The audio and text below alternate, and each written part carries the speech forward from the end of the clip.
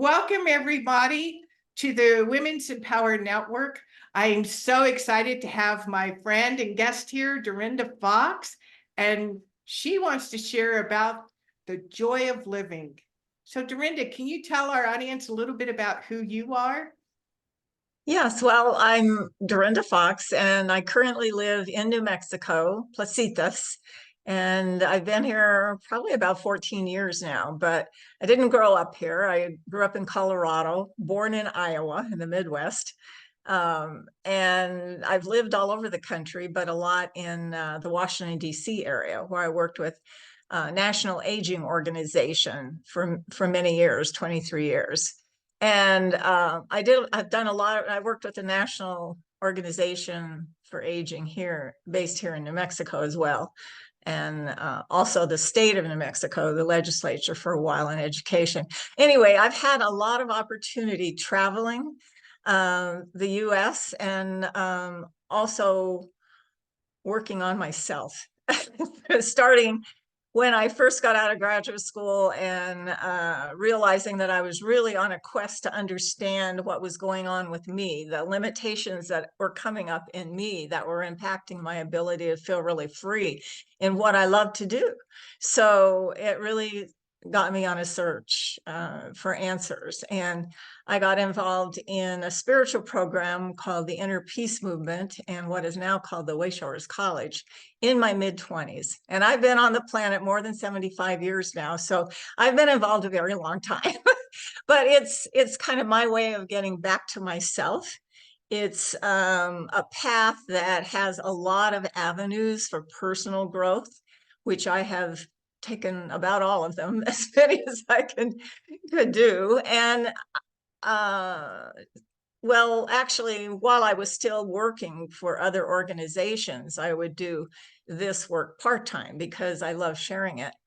And it really is all about finding the meaning and purpose and joy in life, in this life, living in the now, in the moment.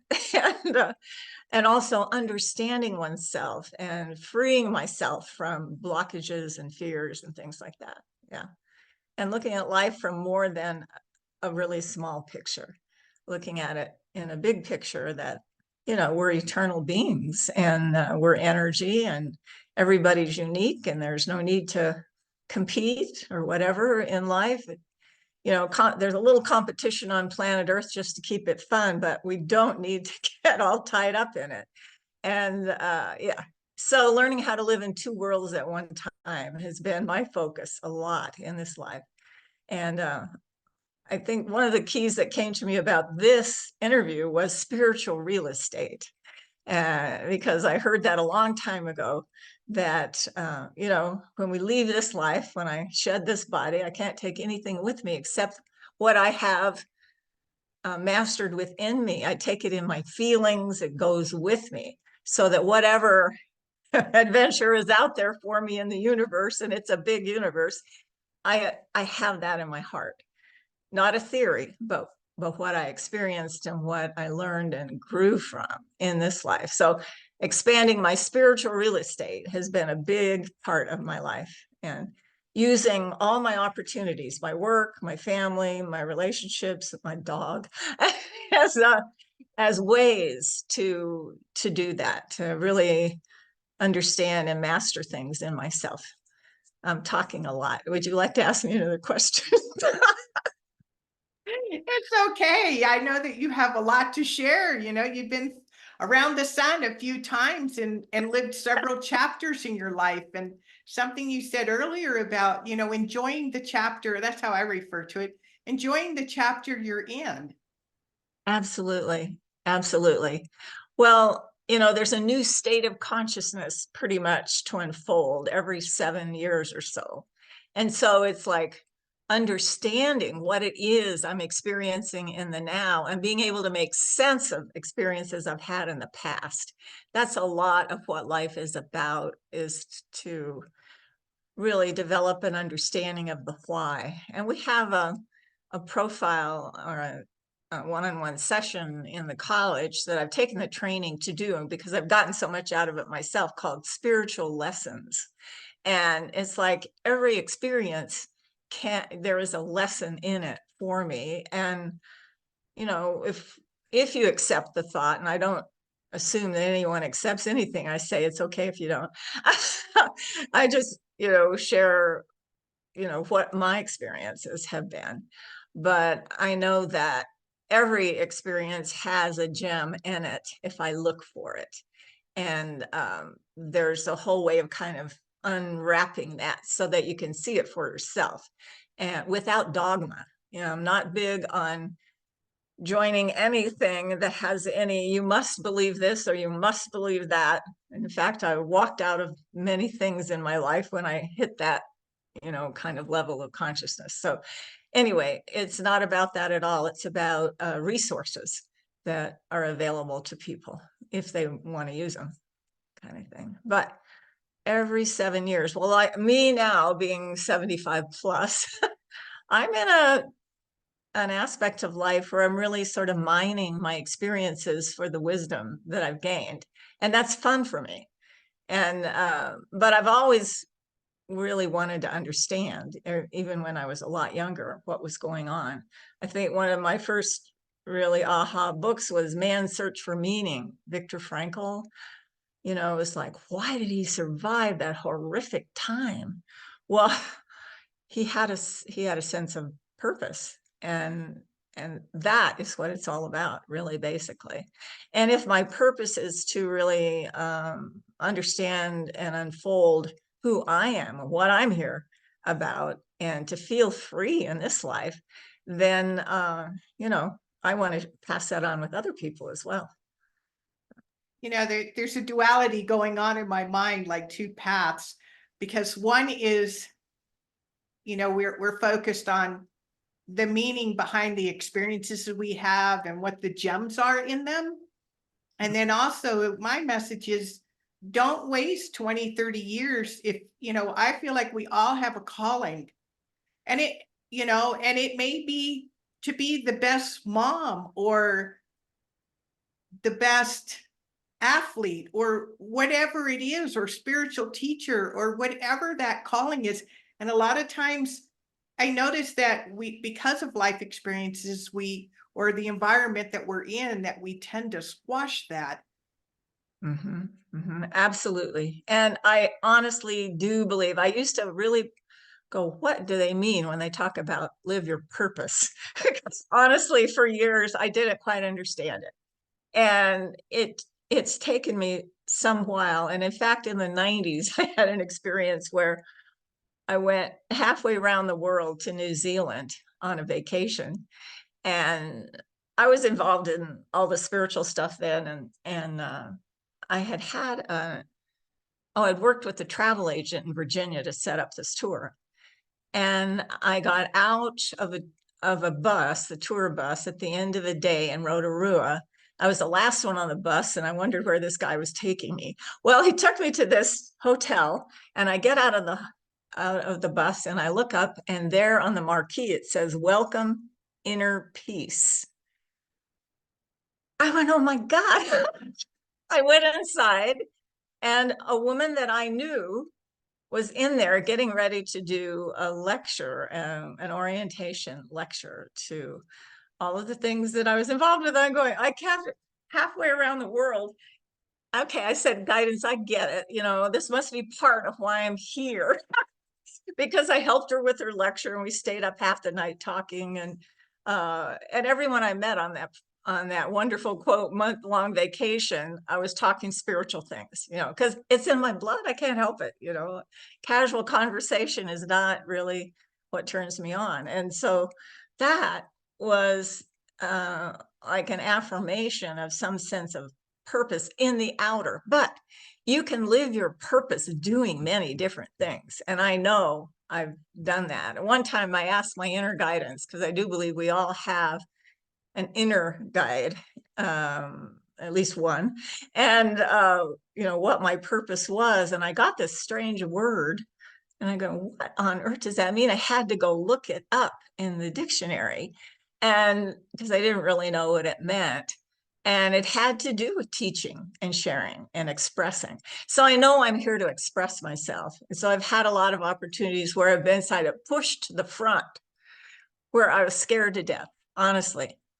I was made director of a senior citizens agency when I was 30 years old. And there were people that said, oh my gosh, she's too young for that. This place will not survive with her the head of it. Well, I didn't know if I would survive either. And lo and behold, we had a lot of challenges, but within 6 months, it was going well. And within the 3 years that I was director there, we tripled the amount of funding they had. We got back programs that had been lost under the previous administration. And I was like, whew. And then I went on to, to do other things in life. But I've always been kind of pushed into some sort of leadership role in my, and not often asking for it, honestly. I remember checking with my guidance going, could I possibly do this? And they say, yes, it's yours. Do apply. You won't be considered if you don't. It's like you have to buy a lottery ticket. But anyway, I did apply, and then I was the most challenged and also surprised person when I would get the opportunity. I became director of programs at this national aging organization in Washington, D.C. We had $60 million budget from the Department of Labor and 28 projects across the country. No, 150 projects in 28 states. And I was like, now honestly, I'd come up from the ranks through that as a kind of an analyst and a trainer and a over a territory. And then when my boss died, I was made an interim, and then they asked me to be it. And I'm going, I can't believe this. So I did that for 7 years, and then I left. I've done it all here, can't do anything else. I got to leave. So. Well, there's something that you mentioned that I want to put emphasis on, because a lot of people feel a lot of fear and they let that hold them back. And if you get inspired to do something, does not mean necessarily it's going to be easy. It could possibly very well be the hardest thing you ever do. Oh, absolutely. And yeah, I got a big push when I moved to Las Vegas, Nevada. I was working in a hospital setting as a volunteer coordinator, but I was miserable because to me, it wasn't out in the community and I wanted to be in the community. Well, I got my quote dream job as director of a home for teenage girls. And the first day I got there, I found out that they were about to lose funding and there was water all over the floor. There was some big plumbing problem. And the beds had to be changed out because they had some sort of problem with the beds. Oh my God, what have I gotten myself into? Well, slowly, and working with the energy, because I have learned a lot about working with energy, clearing spaces, keeping myself clear, and just focusing on solutions and living in compact units. This is all my Waitrose College training. So I had to put it all to work. And, it all worked really well. And I started working with we had a small staff. It was a nonprofit. And we did get some United Way funding for the first time, which, hallelujah. Anyway, the doors were kept open, and I went off for training at the University of Utah, and I forgot to be working with the energy there at Nike House while I was gone. And when I got back, the day I got back, there was water all over the kitchen floor. The telephone was not working properly. And something else went wrong, and going, oh my God, this energy stuff is so important. It was, such an example to me about how life really does happen for me if I'm consciously working with it and not against it. And actually, we're very creative beings. And if we're aligned with a higher spirit, with our own inner guidance, we can really facilitate ourselves and other people. Otherwise, things have a tendency to just implode on themselves on planet Earth. I have to use what I have. This is my lesson there. I have to use it. So the next person who came as an employee there, I taught her how to do a personal clearing technique. which I said, I don't know what you think of this. I said, but for me, it's survival in this environment because we had like 13 adolescent girls and 8 women's staff, and all kinds of things could happen, with people bouncing off the walls. But, that was a really great adventure working there for a couple of years. Anyway, as you say, it can be very challenging getting what you want. I was in the community again. I got exactly what I wanted. Be careful what you ask for. It's not if, it's when. Yeah, so many times we're in a situation and and we're complaining about it or anything, and I call it reverse engineering. If you just keep going back to what you said yes to, or what you said yes when you meant to say no, or you allowed to happen, if you created that, then you can empower yourself to create something different. Right, right. Or what is the lesson in what I am experiencing? I created it for some reason. What was it? And once I get the lesson, I say, oh, okay.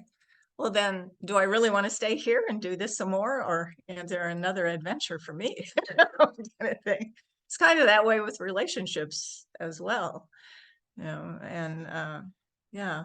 So I would say you and I were talking earlier before we started about women and their voice. And I had just picked up this book by Robin Williams called Sweet Swan of Avon, alliteration. Anyway, it's very well researched, and it's about the possibility that a woman wrote all of Shakespeare's plays and sonnets. And because in the 1500s, a woman could not get anyone to pay attention to her creativity. Well, times have changed a great deal, but women put a lot of and I'll speak for myself, they censor themselves in many ways and hold themselves back in many ways. And I know a lot of my life has been learning how to come out of my own blocks and say, yes, I can do this, or yes, I take responsibility for that. I can be honest and sincere enough with myself to know, hey, and it's not the end of the world. There's always something new, and I can learn from what I've experienced. So, yeah. Well, and I think for a lot of women, myself included, there was a conditioning in the home environment or where you were younger, where you were either praised or reprimanded to keep quiet. And even though that was the best thing to do as survival as a young person or a child, it's unfortunately we bring that into our adulthood where it doesn't really service anymore. It's just a habit, Yeah. and learning how to undo that habit and create something new. So, and I'm Right. trying to create that here with the Women's Empowered Network and give people, visual time and mic time. And, you don't need to be polished or professional, but just practice voice, using your voice and what your stories and gifts are to share them. Yeah, absolutely. I think it's wonderful what you're doing with the Women's Empower Network. And, it's empowerment. I think it's something that's so needed for women and for people who are diminished of any, in any way, like older people.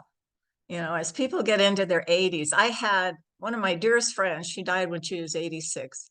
She and I worked together. She could have been my mother, but we never had that kind of relationship. I was 25, 30 years younger than her, but we were really great friends.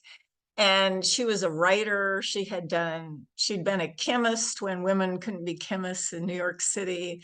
She'd traveled all over the world. But anyway, I had the good fortune of working with her. But as she got older, she said, the world doesn't really have a value on older people. What can we do in in our 80s, 85, 90, and all of that? She really felt people like looking at her as though she were sort of some dinosaur when she would show up at a community meeting. And she was still very sharp. And she was a great writer. And in fact, she wrote a verse every day. But yeah, so not to allow, quote, societal concepts of who you are to dampen your spirit. And yeah, but anyone who's sensitive picks up on the vibe. You know, you walk into a room and people are looking at you like, oh, this is a woman. When I was younger, it was like, oh, this person's too young to have anything to say. And now, you know, at a later time, I say, oh, this is too old to have anything to say. What? You know, everybody is unique and individual and has their own gifts, and they don't necessarily go away.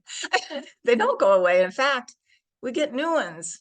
We learn to understand the ones we have, and we can actually learn new things. I'm learning a lot about technology now. It's been my nemesis, and I was just I've learned a lot about working with Zoom, working with a team of people who do free classes.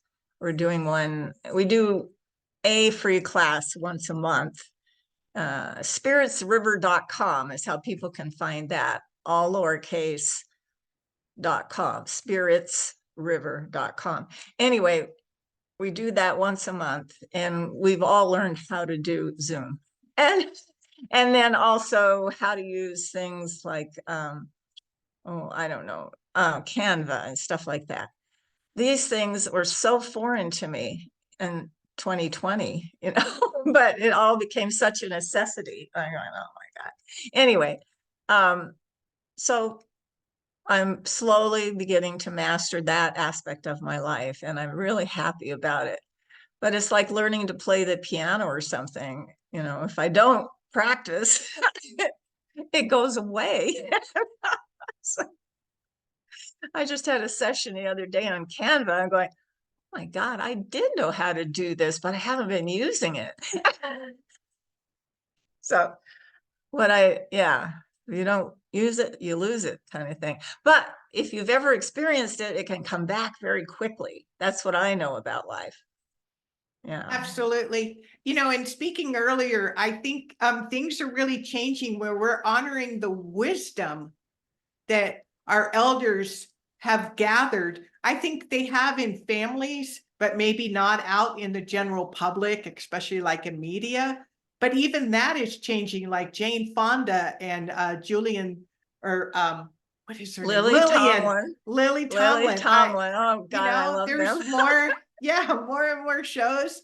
And there's a lady in our group who wrote her first book at 83, and she's just getting started. And she has this in her mind already, a series of 6 or 7 more. So yeah. Well, things are changing, and that's so wonderful. You know, it's so great that they are. I remember Betty Friedan. I don't know if you remember her. She was an early feminist, and in 1999, there was an International Year of the Older Person, and we did an International Year of Workforce Policy in Washington, D.C. She was one of our speakers, but she had written a book about the image of age, because people were starting to like look at her like she was old hat, you know, kind of thing. And so she went into her research mode, and she did a lot of research on media and how they were treating older people, particularly women at that time. But thankfully, things are changing. And if we just don't hold on to some outer pivotal idea about who we are, we'll be so much freer inside, no matter if it's truly, you know, well, a freeing one is a good one, I think. But yeah, anything that's limiting, it's important just to, you know, check in with yourself. Like, how am I accepting that? Because I know I've worked with a lot of people in later years who are being held back professionally because they think it's their age. But how much of that is their own attitude about themselves? Like, oh, I'm too old for that. I know their own if I glass hear ceiling. myself saying something like that, I just have to say, and where did that come from? You know, where did I learn that? Exactly. You Yeah. know, I can see another conversation coming up, that something you mentioned about walking into an environment that may be counter to how you feel about yourself. And I would love to do a training about how to stay in your center, regardless of the environment that you're in, and what you talked Yeah. about clearings. I think that would be something very powerful and useful. It would. And it's really, really important. I mean, I think I've spent a lot of my life working on that, for myself. And then also trying to empower that in other people through group works and courses and one-on-one sessions. Yeah. We'll Anyway, definitely put in the comments, whatever links or things so that people can get a hold of you and learn okay. more about what you do and what your service is. We can do that after this recording. Okay, Is great. there any parting words that you would like to share? Don't hold back. And acknowledge the inner aspect of your life and really honor and respect and love yourself. It's so important to believe in yourself, in more important probably than anything else. It doesn't take away from others. I can't give to others what I don't have within. So, not in a egotistical sense. I mean, some people say, "Oh, hot shot." No, I'm not talking about that. I'm talking about really having that self-loyalty first priority inside. The most important thing for me is to live my purpose, which really has a lot to do with learning and growing through my experiences and enjoying them. If I'm not enjoying them, there is something wrong. So and that, honestly keeps me both humble and searching and exploring. Yeah, exploring life. That's wonderful. Dorinda, it's been a pleasure having you here, and I look forward to learning more from you. So thank Thank you. you. Well, thank you very much for this opportunity. I really loved it, and see you down the road. Okay.